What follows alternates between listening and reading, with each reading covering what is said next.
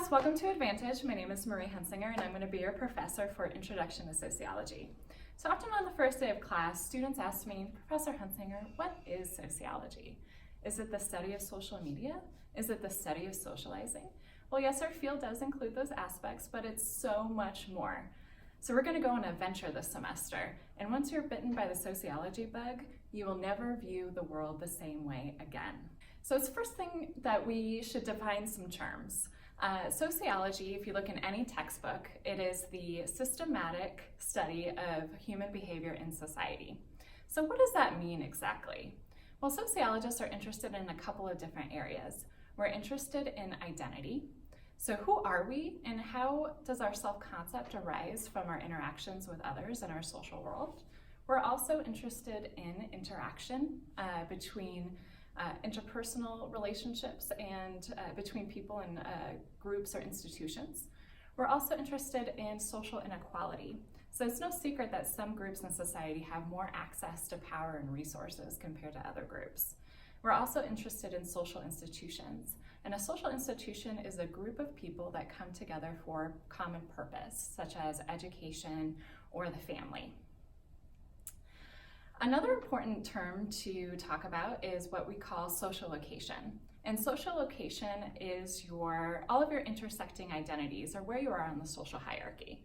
Your social location includes things like your gender, your age, your race, your ability or disability status, whether or not you're an immigrant. All of those things have an influence on how you view the world and your access to opportunity or resources. Sociology is a science, which means that we use the scientific method in order to make sense of our social world. So just like you kind of learned about in high school biology, for example, we use the same scientific method, the same steps. So first, we usually start off with an observation about the social world that we want to learn more about. And from there, we do a review of the literature to see if any other studies have been done on the subject. From there, we formulate a hypothesis, which is a testable statement to see whether or not the hypothesis holds up through testing. We come up with an appropriate research method, and then we test, or we collect data. From there, we interpret our data and write our conclusions, and then we repeat the process. So that's a scientific method, and positivism is the idea that we need to understand the world using the scientific method. Auguste Comte was one of the four founders of sociology, and he coined the term sociology, and he said that sociology was actually the queen of the sciences because there's nothing that we don't really study that's not part of our social world. So we study a little bit of economics, we have some psychology, we definitely borrow terms from anthropology, so political science as well. So we're really interested in everything, and that's why a lot of sociologists tend to specialize in an expertise area. For example, criminology, demography, which is population studies, or the study of education. So we're going to talk about, why are you here? Why are you taking sociology? Right? So we know that it is required for a variety of different majors. It's required for business, it's required for dental hygiene, for social work. So if you're in a sociology class, how do you think this subject could help you in your future career? Well, reasons to take sociology. One of the things I love about this field is that we make the familiar strange, which we'll talk about a little bit later, but we end up critically thinking about things that we take for granted. For example, have you ever wondered, why on earth do we dress boys in blue and girls in pink? Or have you ever wondered, knowing what we know about skin cancer, why do people purposefully lay out and put oil on their skin or go to tanning beds to make their skin darker? And even in some cultures, paleness was actually a sign of a high social status, so what changed? Well, sociology looks at all of those questions, the questions that we never really think about. Another reason to take sociology is it creates opportunities for you to identify stuff that you care about or issues that you care about, so you can understand the root of those problems and possibly institute change. Did you know that Michelle Obama was a sociology major? How about Martin Luther King Jr., Ronald Reagan? So sociology has a great foundation for a liberal arts background that gets you understanding the way that society works and the root of issues, so you can go out there, protest, vote, run for office, and be the change that you want to see in the world. Also, sociology gives you a solid education in diversity. So diversity, we know that the United States is becoming less white. We know that we're going to have a major influx of immigration from Latinx and Asian communities. And with advances in technological change and travel, our world has become a lot smaller. And so sociology helps you understand some of those cultural differences to help us all work better together.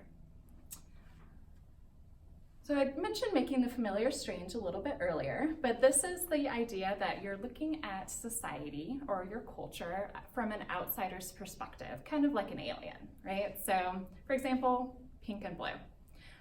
We'll talk more about that when we talk about gender. But also, have you ever really thought about, every December 25th, we encourage, or we actually desire, an obese man with a beard to come down through our dirty chimneys and drop off mysteriously wrapped boxes underneath a tree that we put inside our house and take our cookie supply. Have you ever thought about, where did that come from? How does that make sense, right? So to be a sociologist means to look at the world as an outsider or as an alien, and it's quite fun to do that.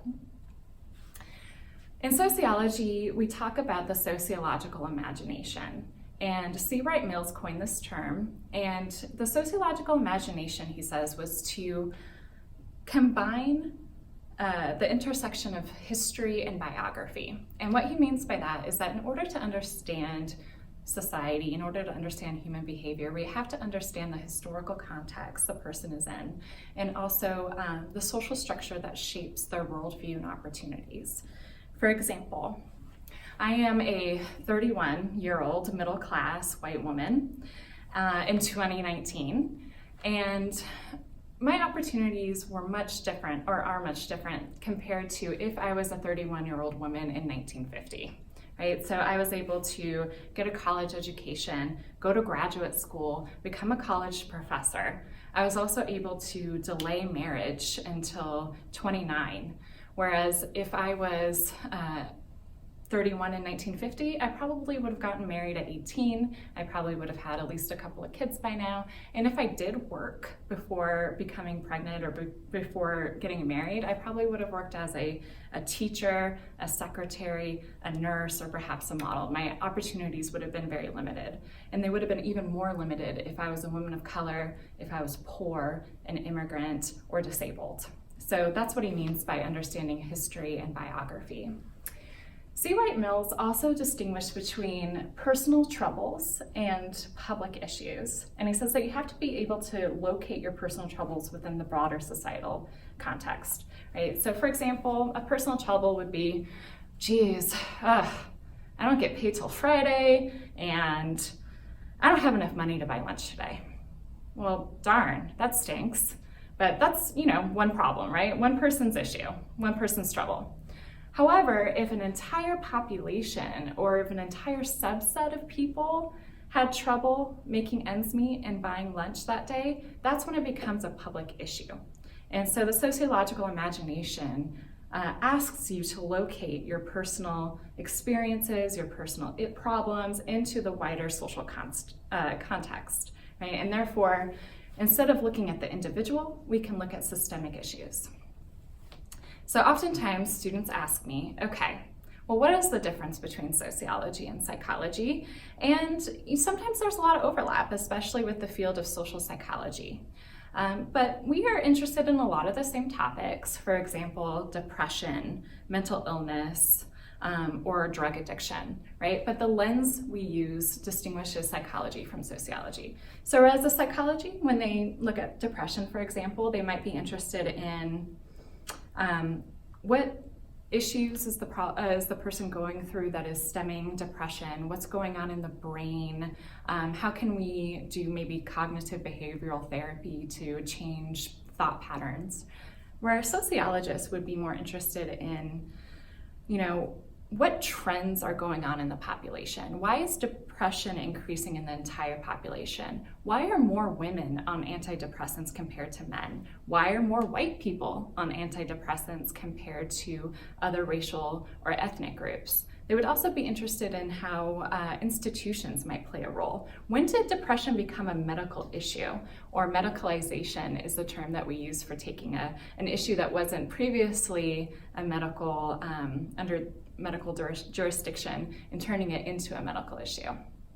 We'd also be interested in, how does trends in the economy correlate with depression, or how does divorce rates correlate with depression?